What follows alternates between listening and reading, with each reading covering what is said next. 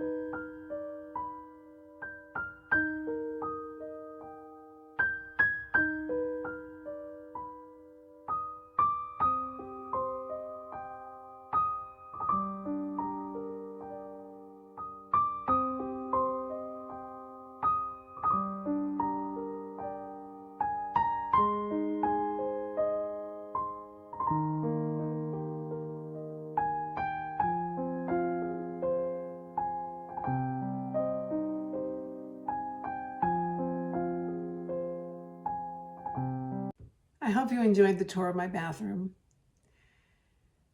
There were aspects of the bathroom that I had help with, like putting in the door and the baseboard.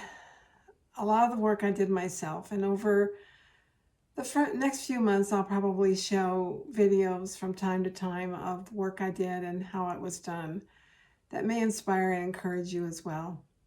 I want to share some things with you today. I first of all want to thank you for praying for my nephew Jim.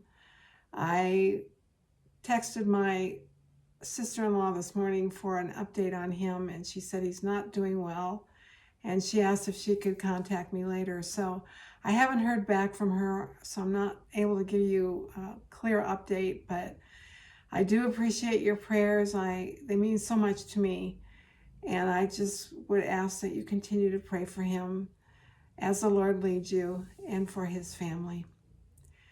I want to share a scripture with you today. I want to encourage you.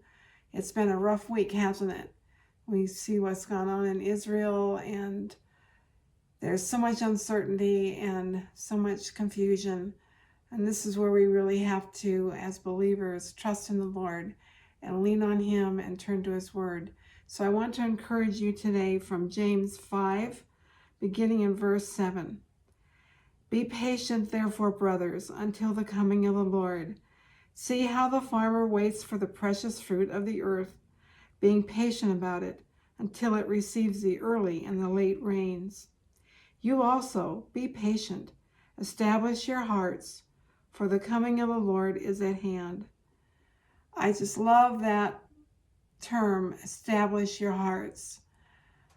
Isn't that just, it's beautiful to establish your heart in the fear and the love of the Lord. Fear is not in a, I'm afraid of you kind of fear, but in an awe type of fear. We are in awe of him, and he deserves so much of our praise and our awe. For those who love the Lord, who lean on him, who look to him, we have a hope that those who don't believe don't have. And we can trust in him. Even when things look bleak and we don't understand, we can trust in his heart. His heart is good. His heart is kind. And he will establish our hearts, for he is coming back, and he will set all things right. So I hope that encourages you today. For those of you who have told me how much you enjoy my scripture reading and would like to have more of that, I have a blog that I've had for years called A Joyful Cottage. You can find it at ajoyfulcottage.com. And every Monday I post a devotional that I've written. So it's called Monday Morning Encouragement, and every Monday there is a new devotional. It's very short. It's less than a page, really. It's just some thoughts on the day from scripture that I've read, and I include a song that kind of goes along with the scripture as well. So if you're interested in getting more scripture-based encouragement, I would encourage you to go there and see if it's something that you might enjoy. So until we meet again, God bless you and keep you, and thank you so much for all of your prayers and all your support. Love you.